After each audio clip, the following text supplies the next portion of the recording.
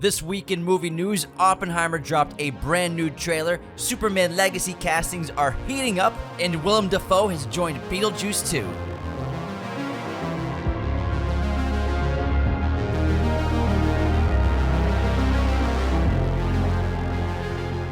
Hello, movie friends. Welcome back to Raiders of the Lost Podcast, the ultimate film and TV podcast.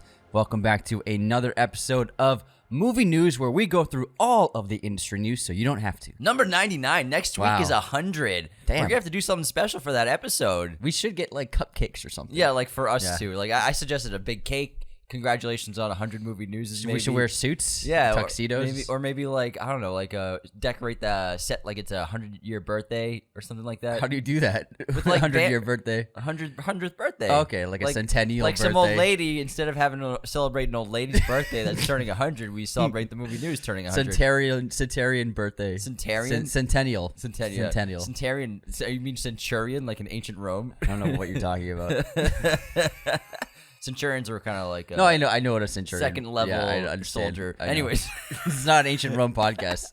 Let's get to the box office, and of course, Guardians of the Galaxy Volume 3 decimated everybody at the box office this weekend. No surprise there. Pulled in another $53 million domestically. Its total is up to $344 million globally. Is that domestic actually? Global. 344 global in what, a week? 10 total? days. Yeah, that's and we didn't report the box office last week because we were in Austin. And just so you know, it opened its first weekend with $118 million. Domestic. So, yeah, very, very strong opening weekend for Guardians 3. Yeah, are you sure it's only 3 to 44 right now? Yeah. Because that was like its opening weekend last week. Let me. Sure. I want to double check that. Sure. I want to. Anyways, while he checks, I'll do the rest of the box office. Super Mario Brothers is still holding very strong in second place with a healthy $13 million sixth weekend. Then the Book Club, the next chapter, opened this weekend with a $7 million in third place box office. This is the second film in that franchise of old ladies traveling the globe. This time they're in Rome. Evil Dead Rise came in fourth place with $4 million, and it's at $64 million globally. Hypnotic debuted this week as well with a very disappointing $2.6 million. The Ben Affleck Alice Braga film had very little marketing, and unfortunately I don't think people really were aware of the film. Next up, Are You There, Margaret? Are You There, God? It's Me, Margaret came in sixth place in its third weekend with $2 million. It's doing very well for a low-budget coming-of-age drama. John Wick 4 is still up in the top 10 with $2 million this weekend. Air had $900,000, which is very good considering it's now on Amazon Prime. I saw that. And it has grossed $85 million globally, so the film has broken even on its budget. So I think Amazon is learning, you know what? It's a hit. We can pay for the movie and then make that money back and then still put it on the streamer. That's how you do it. And then people can enjoy the film in theaters like us. And then Dungeons & Dragons came in 10th place with $800,000. Unfortunately, looks like it's going to be topping out at this rate. It made $92 million domestically and only $200 million globally, so it does not look like there will be a second film in that franchise. Guardians 3 has broken 520 this weekend. Oh, okay. So 520 globally. Wow. That number, that seemed It did seem low. Yeah. I wonder where, like, I found that it broke 300 globally last weekend, I'm pretty sure. I got that stat from Forbes, so. Well, Forbes, I think y'all are fucking great. Forbes, they listen to us. Yeah. Hey, you never know, man. You never know. All right, let's get into the news. But before we get into that, we had an awesome trip in Texas. We met Robert Rodriguez, and we posted an excellent 30-minute interview with the filmmaker in our Friday episode. So check that out if you haven't already. It was a really terrific time. All platforms for his new film, Hypnotic. And his two sons were there, too, Rebel and Racer, and they helped make his movies. It was a really cool experience to go down to his massive freaking movie studio. It was great. But yeah, check that out. We got a new Oppenheimer trailer this week. It was over 3 minutes long. I have not watched it. I'm waiting until I see it in theaters if I see the trailer. Otherwise, I don't want to watch it at all. I watched it. Personally, how's it look? It's fantastic. Oh, man. It's really sensational, and it's more character, and you get more of Oppenheimer, the man in this trailer. Really sensational stuff, and it made me even more excited for it. I'm trying to go in as blind as possible. But speaking of Cillian Murphy, who is Oppenheimer, my man was on the cover of Rolling Stone, making this magazine cool and relevant again temporarily. Yeah, he looks great. It was a good cover story. Yeah, and he's been great photographs. doing rounds with interviews, and he's been just lots of great sound bites of him talking about Christopher Nolan and how he's like so giddy and excited to finally be a lead character in a Christopher Nolan movie. This is the 7th time they've worked together, or 6th time they've worked together. He's been in 6 movies so far. 7th film he's going to be in. He's had some decent-sized roles, of course. I mean, you could probably argue that maybe Inception and Batman Begins are his biggest roles for him. I would say Inception is his most prominent role in a Nolan movie. He's pretty big in Batman Begins, too. Yeah, but he has a lot of screen time in Inception. But to finally get him as the lead in a Nolan movie, it's something that they both wanted to happen. Just, it didn't work out until this point because, he's doesn't fit every mold for all the characters that Nolan creates for his leads, and it just finally worked out, and it's super exciting. Yeah, I'm ecstatic for this movie, and this trailer just compounded that. And the interview is really cool. It's in Rolling Stone. It's they interviewed both actor and filmmaker.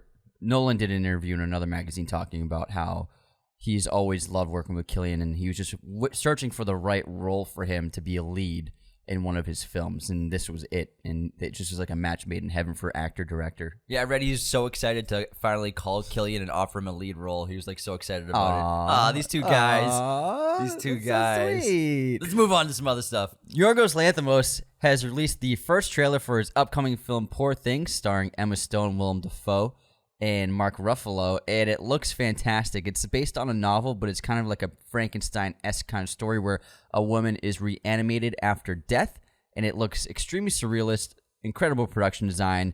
We don't know anything about the film at all. It was just a teaser, but it looks like a really just like true to form Yorgos movie, just given a budget. Yeah, I love the character design of Emma Stone. There's been set photos being leaked the last couple of weeks of her with that really dark hair and just looks kind of like a ghost in a way, just like so pale with the dark hair. Really great design, but like this teaser blew my mind because it's unlike anything he's ever done before. It's kind of like when you saw the trailer for Beau is Afraid for the first time from Ari Aster, and then with this, just like the production is so massive.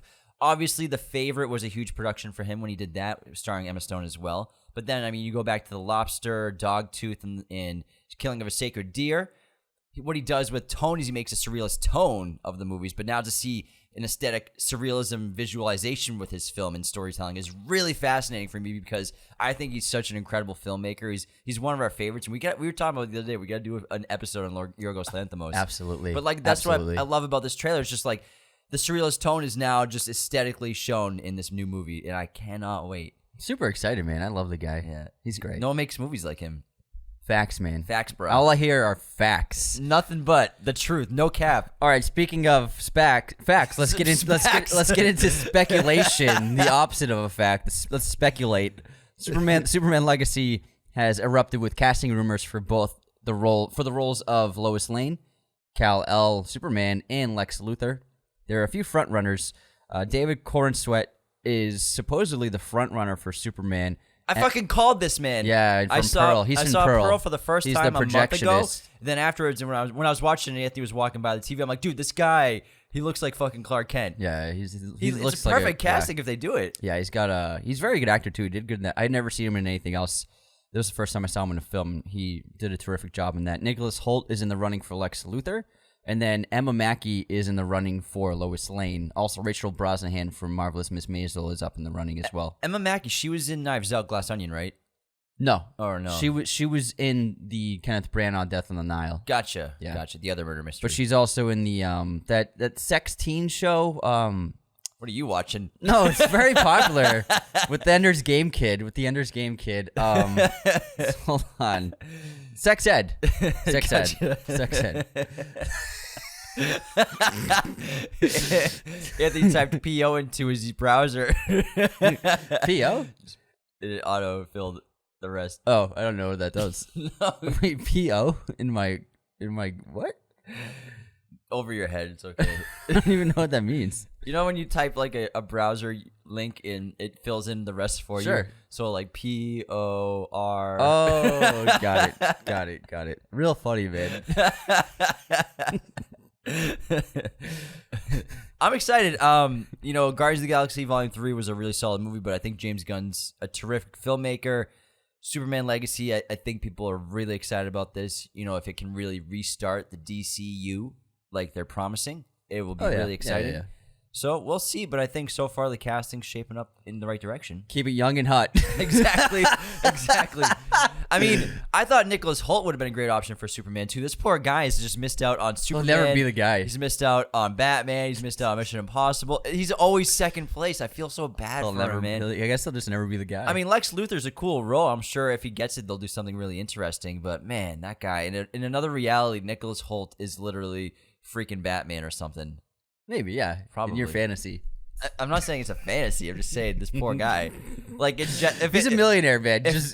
If Jet Li's the one was true, there's another dimension where Nicholas Hoult is Superman. Guy gets paid millions of dollars to make believe. All right, he's living a pretty good life. All right.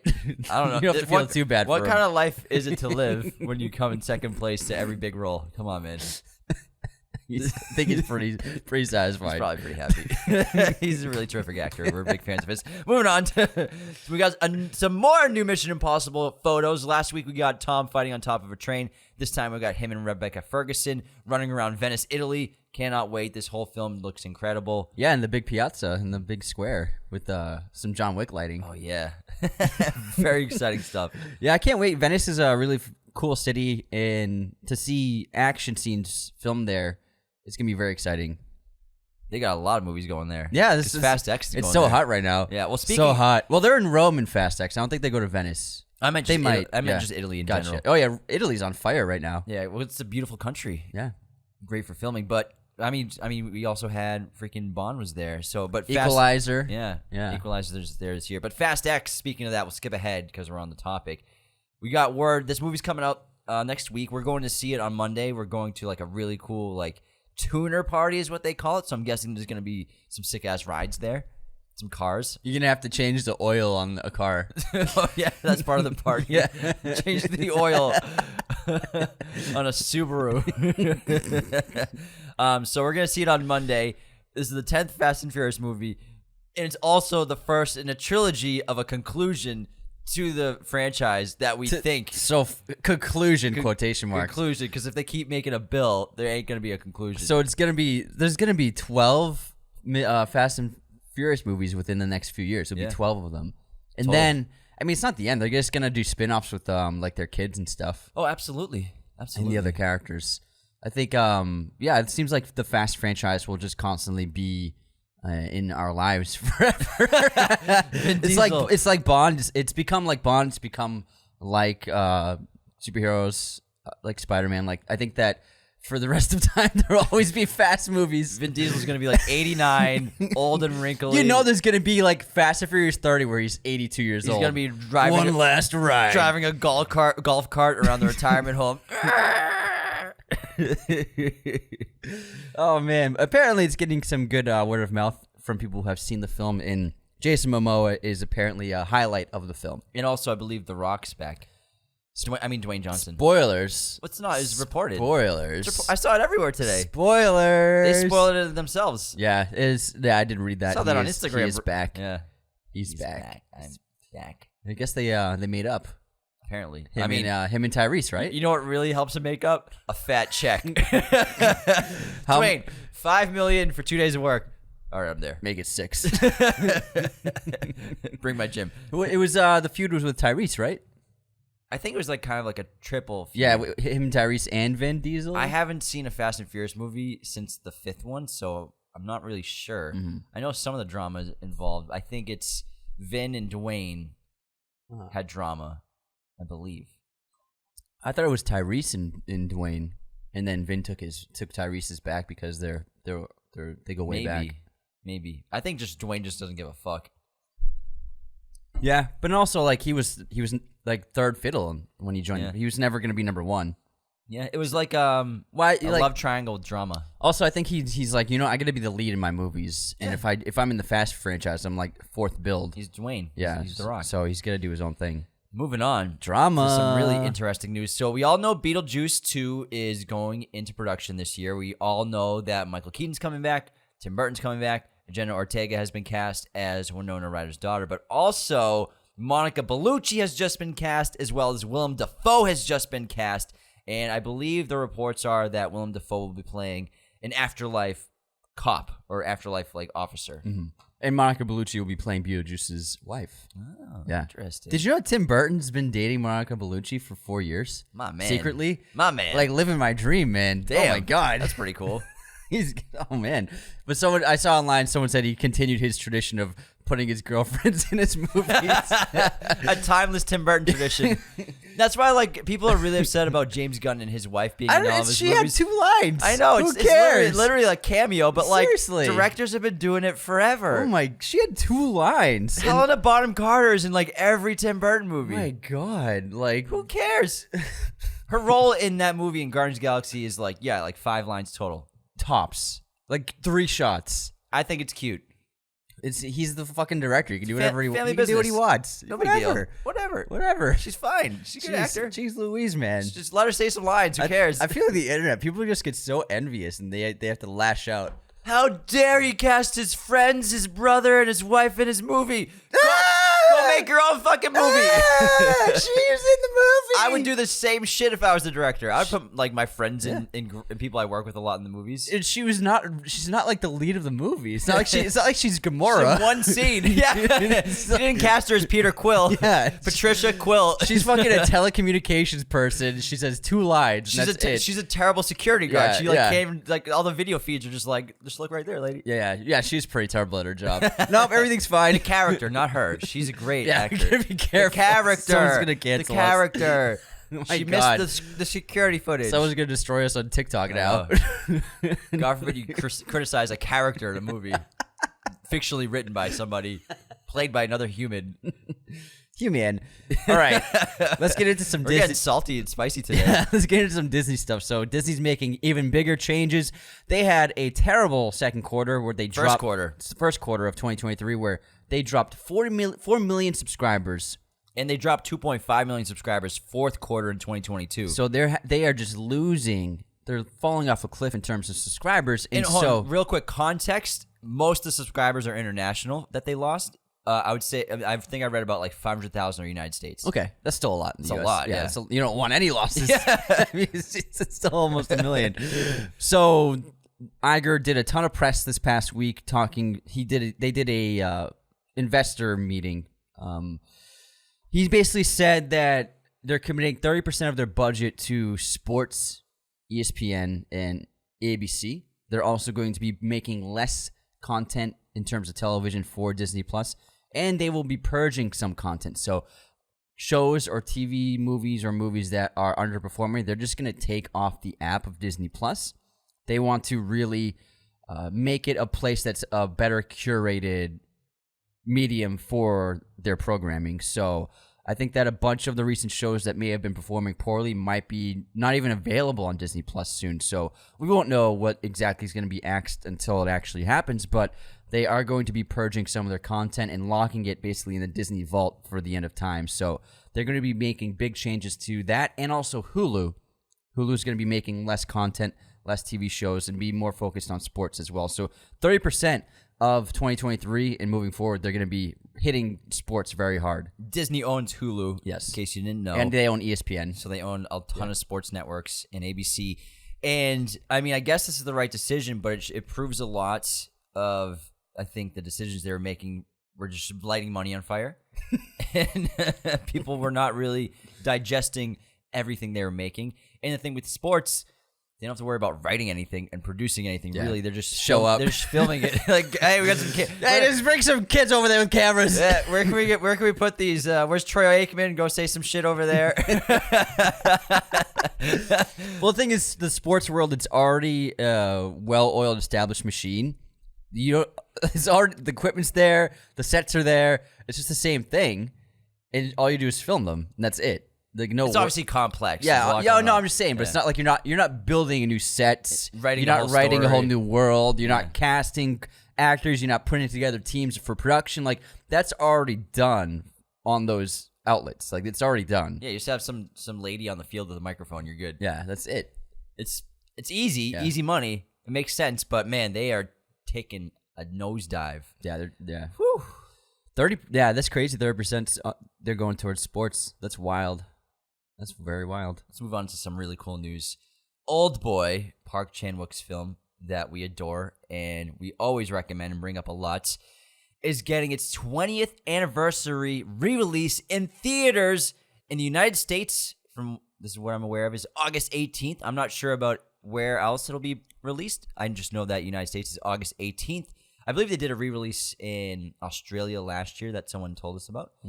So we are ecstatic about this, and you can bet your butts that we'll be doing an episode. But we highly, highly recommend you going to see Oldboy in theaters if you can. It's going to be an incredible experience, especially if you've never seen the movie. But in general, I cannot wait for this. Don't watch the American one. Yeah. Don't watch it. Don't watch the American version. Just if you've never seen it, I would just hold out until August 18th. It'll be incredible. It's going to blow your mind. And I'm ecstatic. It's getting distributed by Neon. So they have the distribution rights to Oldboy, which they've been making distributing a bunch of cool movies the last several years. Lots of cool movies. Next up, Johnny Depp is directing a film for the first time since 1997. And Al Pacino, his old buddy, has been cast in the lead role. They worked together, obviously, on Donnie Brasco and formed a very close bond. So and I can't wait. Johnny's actually directed before. In 1997, he directed a feature-length film. Nobody saw it. He's directed some videos and music videos here and there throughout his career. But this is going to be called Modi, and it's a biopic of Italian artist Amedeo Modigliani, which will be led by Italian star Riccardo Scamarcio and actor Pierre Niney, and also, like he said, Al Pacino will be in it. Nice, dude. It's pretty crazy. Nice. I think Johnny's just like, fuck it. Fuck Hollywood. What else we got? The Flash. We got some new images of The Flash. It was a shot of Barry and as well as Supergirl there, and then another image of. Hold on, I have it right here. Let me pull it up. I can't wait. You know that he's ecstatic. he is frothing at the lips to hear about this new Flash image, which is on the Instagram. Where'd it go? Did you take it down? Oh yeah, it only got 90 likes in a day. It did not perform well. Well, I can't. It was the shot of the chest plate. The chest plate. Yeah. So the bat suit. Yeah. Michael Keaton's bat suit. Yes. Painted with the red and yellow lightning bolt symbol. I had to take it down, bro. It got 94 likes. It's pretty weak. That's weak sauce. Hey, man. everyone, we need to bump those numbers up. Those are rookie numbers. Well, I mean, I didn't post it. Just saying. Wow. I think it was more of a story post rather than we needed content. It was more of a story post than a profile post. I needed to put something up. Yeah, it was a nice try, man. It was a nice try. But yeah. Oh, Anthony, Mr. Social Media savvy over here. I've learned some stuff. He's the king of social media now, guys. Watch out. Before he used to be like, wait, so you can actually share something to a story? Hey, man. People learn, man. Didn't I teach you something People like that evolve. like 3 months ago? You didn't know you could do that? I did not know you could share a post into a story. Yeah. I think at the beginning of this year. I think I looked at you like you were high. I was like, what? I was like, oh, I didn't know you did. How long have you been using Instagram for? Long enough. Long enough I should know that. Next up, My Big Fat Greek Wedding has a third film, and they just released a trailer. They are going to Greece, finally going to the motherland, and it looks like a lot of fun. It's just a charming third movie in this franchise. It's just about family and laughs and Windex. Yeah, it looks great. Jamie Foxx update. So he's been in the hospital for several weeks now, and there's been a lot of kind of unreliable reporting about it, lots of rumors. We're not sure exactly what happened. At first, there was a rumor of him having a stroke or maybe a potential heart attack, but I don't know exactly what he was in the hospital for. Yeah, it hasn't been confirmed. But I saw a bunch of reports the last couple of days saying that his family's preparing for the worst. Like this was a headline that was running on Instagram, Twitter, on news outlets everywhere, like assuming that Jamie Foxx is going to pass away. But then his family came out yesterday, and they're like, he's recovering really well, and he's getting up and even moving around and stuff. So, it's just another case of clickbait. Yeah, exactly. So media headlines to get you to click. So thank goodness Jamie Foxx is a national treasure, super talented guy. We love him, and it's great to hear that he's recovering from whatever put him in the hospital. And I think they said that they're going to post some kind of video this week coming up, probably an announcement to say that he's getting back to full strength eventually, and that he's obviously probably going to get back to his career pretty soon too. That's great news. Yeah, and I'm just curious what put him in the hospital. Man, I can't stand the fucking media sometimes, man. Dude. Like preparing for the worst. To run those headlines, but then also Denzel's doing press for Equalizer 3. Oh, on the carpet, and like literally the day the news dropped, someone asked him like, "Hey, Jamie Foxx is in the hospital. He's like in terrible shape. What do you think about that?" and they're good old friends. And Denzel was like, "How do you answer that? Get your hands off me! Get your hands off!" Like, how dare you ask him that? Like, just so you can get a Insane. fucking clip, so you can get more views on your video. Insane. Like, Jesus, man. Do people have any morals anymore in the media? Yeah, it's crazy. I remember seeing one of McConaughey was on a red carpet, and it was like hours before Sam Shepard passed away. The playwright, writer, actor. Yeah. It was literally that day. And McConaughey, they're friends. They were in Mud together, and he looked up to him. He had no idea, and he's learning on the spot. And there's a camera in his face and a microphone in his mouth. What do you think about Sam Shepard dying 2 hours ago? And like he handled it really well. Yeah, because he's a smart guy, and you know what he did? He took a beat, and he stood there for like 5 seconds to think what he was gonna say. Yeah, but he didn't want to be asked that. Absolutely not. But it's just like, oh, we got a great clip. We can get a great headline. Yeah, from this. I can't stand it, man. Like, how can you ask someone that? It's really with a insensitive. camera in their face. Jeez, man, fucking media. Preparing for the worst. Preparing for the worst, just so you can get more traffic to your website. Some likes and shares. Unreal, man. That's what it's all about. Unreal. We didn't share that. We don't share stuff like that. Fuck them. We're only facts here. Yeah. And sometimes we get shit wrong. Speculation sometimes. Anyways, here's a fact. Airs on Prime. That's a fact. Yeah, we talked about it earlier too. So we love the film. And if you haven't seen it, check it out on Prime. That's my movie recommendation for the week. Air, Amazon Prime, get on that. Still my top 3 of the year. Yeah, same. I loved it. It's like my 1 or 2, I think, right now. Yeah, still. it's so good. It's so funny, and it's a terrifically made film. Excellent cast, so definitely check that out. Blackberry, the movie, is That's not what it's called. It's just called Blackberry. No, but I said I took a beat, like my man McConaughey. Blackberry, which is a movie. That's not the title. It's just called Blackberry. You just say bango. You just say bango. It has opened to excellent critic and audience acclaim. 98% Rotten Tomatoes critic score, 94% audience score. It's about the creation of the BlackBerry cell phone, which took the world by storm for just a couple of years, especially people in the corporate culture. It had a good 3-year run. I remember when we were probably middle school when it came out, and I remember there were kids with Blackberries. I'm like, what the fuck do you have a Blackberry for? Who are you talking to? What do you need to email for? Who are you emailing? BlackBerry was specifically designed for people who emailed a lot. Yeah, so corporate for culture. when young people had Blackberries, it's like, what do you have a Blackberry for? So I'm curious about this movie, especially because of the great reviews. I'm just a little worn out, not just only obviously from all the legacy reboots and everything, but also just the true story of how the first chair was made. Yeah, we just got an Uber origin story. The first pickle. Yeah. Who invented the pickle? The untold true story. Oh, did you see the other mustard? Well, no. It's funny you say that. Did you see the other Origin trailer? Oh yeah, the Cheetos. Flaming Hot Cheetos Origins. Yeah, another Origins. I love Flaming Hot Cheetos, but it's only reboots and sequels and true life origins. Untold stories of who made the first rug.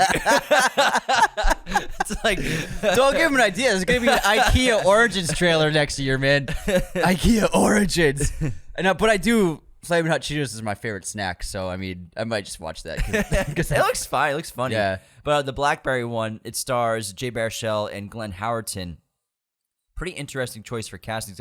They're both good actors, and I haven't really seen Glenn in a movie as a leading role like this or prominent role. I think ever. Dramatic. Yeah. He did some stuff. Tons of makeup too. Yeah, he did some stuff. I think years ago, a couple of dramatic things.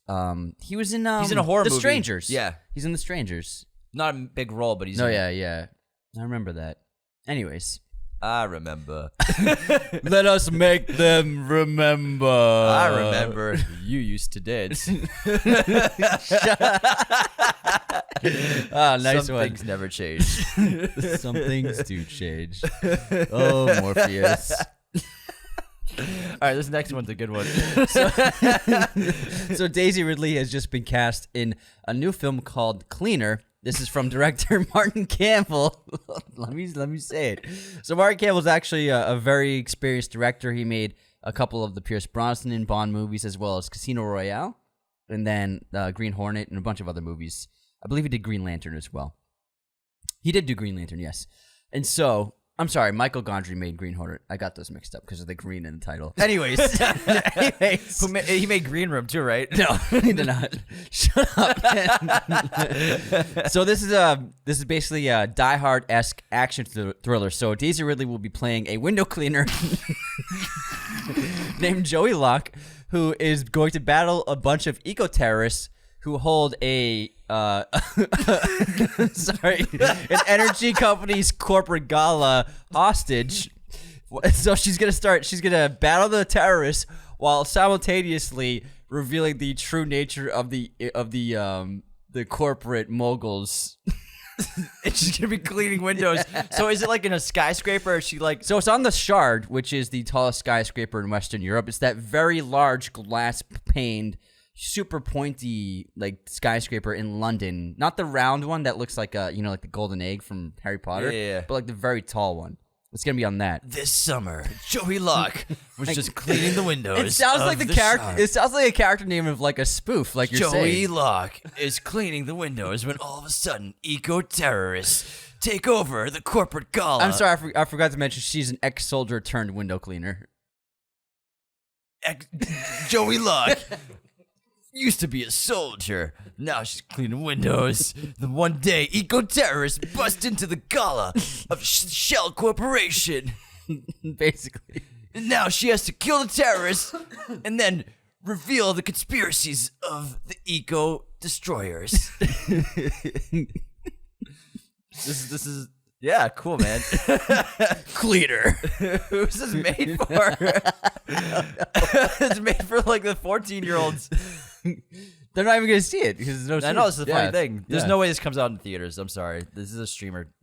I don't think it's a stream. I think this will come out in theaters. I don't know. Well, actually, there's no distribution yet. They're selling it at Cannes right now. So Daisy Ridley and Martin Campbell and the producer are selling it at Cannes. Just pitching it. Yeah. Cool, man. Cleaner. We need to, ready? Here's the tagline for the movie. We need to make this world cleaner.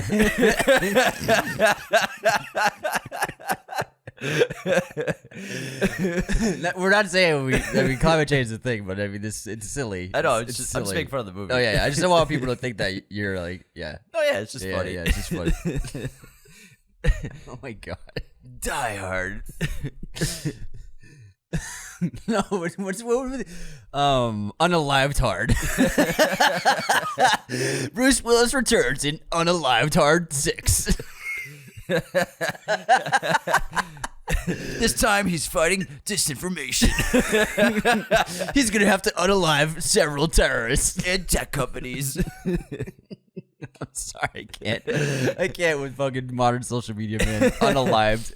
All right, let's move on to Shia LaBeouf has a new film called Padre Pio. It's a true story of a World War I priest. It's hitting theaters in June 2nd. Oh, I remember hearing about this like a couple months ago. They released a trailer, yeah. It looks pretty good. Cool. It's pretty good. Next up, The Walking Dead Dead City released its first trailer featuring stars Laura Cohen and Jeffrey Dean Morgan, and they are tackling Manhattan. So all fans of the franchise. Is this a spin-off show? Spin-off, yep. All right, cool. Yeah, so what's Lauren Cohen's name in that movie? Maggie? I think so. Maggie. So Maggie has a son. He was kidnapped by raiders from Manhattan, so she's on a journey to Manhattan with Negan to find her son. Cool. Yeah. Nice. Last bit of news is the Flamin' Hut Cheetos origin story. We already talked about it. Yeah, I know. Yeah, we talked about it. Yeah. Directed by Ava Longoria, and Anthony's super excited about that. It looks cool. I love Flamin' Hot Cheetos, man. Fun. It's a great. It was a great snack, man. Yeah, I mean, whenever I think about it, my mouth waters. Oh, Flamin' same. Hot Cheetos. I'm salivating right now. I haven't had them in a while. Dude, they're so good. I mean, I didn't know what Takis are? Yep. T-A-K-I-S. Yeah, we live in LA, man. Yeah, but I didn't know what Takis were until we moved to California. Yeah. They don't sell them in Massachusetts. They're pretty comparable to like a spicy snack like Flamin' Hot Cheetos, but I think Flamin' Hot Cheetos are better. Takis can be pretty hot after a while. Like, yeah, they get you, man. They get you going. Yeah. You better wash your hands quick because that stuff stays on you for so long, and if you touch your eye by accident, you're done. Talk to you later. Talk to you later. This is a silly movie news. We're gonna have to do something. Joey Luck. Joey Luck is cleaning windows and eating doggies. Getting red finger stains all over her windows. I'm sorry, but who came up with that idea? She's cleaning windows on a skyscraper. Joey Luck. Just make her like a cop or something. I understand the window cleaner thing. I really don't. So that she can get a voyeuristic point of view. No, I get it. Yeah. Because usually people are in air ducts, but now she's outside this building. I don't know, man. Man. Allora. Maybe it'll be the best movie of the year. Yeah. Maybe. Yeah. I love Daisy Ridley, but hey, man, we'll wait to see a trailer. See if it gets picked up. But that wraps movie news number 99. If you have any ideas of what we should do for something special for movie news 100 next week, let us know. We're open for ideas. Maybe we should dress up like news anchors. That would be pretty fun. Yeah. And just report the news like that. Oh, that's a good idea. Yeah. We got a green screen thing we can use. Yeah. Yeah, we can. Even like green screen a desk. Yeah, we can do something like that. All right. Put something together. All right, I like that. Get some fake mustaches. Yeah, absolutely. Absolutely. All right, thanks so much for tuning into Movie News this week. Upcoming episodes we have tomorrow. We're doing Movies from Memory, a new episode on this great segment that we love doing. This time we're doing The Dark Knight, which was such a blast. Thursday, Zodiac, David Fincher's brilliant film from 2007, based on the real-life murderer who terrorized the San Francisco Bay Area in the 1960s and 70s. If you haven't seen that movie in a while, give it a revisit because we spent 2.5 hours talking about it. Great episode. Absolute blast. And we'll figure some other stuff out to put in there. And, of course, Patreon, y'all get the weekly chat on Wednesday and that bonus episode as well. If you want to become a patron, go to patreon.com/Raiders of the Lost Podcast and sign up today. Get all that bonus content every week. But thank you so much for tuning in around the world. We'll talk to you soon. See you next time. Thank you for watching Raiders of the Lost Podcast. Be sure to hit that subscribe button, hit the like button as well, notifications for sure. Listen to the show on Apple Podcasts, Spotify, everywhere you can listen to podcasts. And be sure to check out this other content we have on our YouTube channel.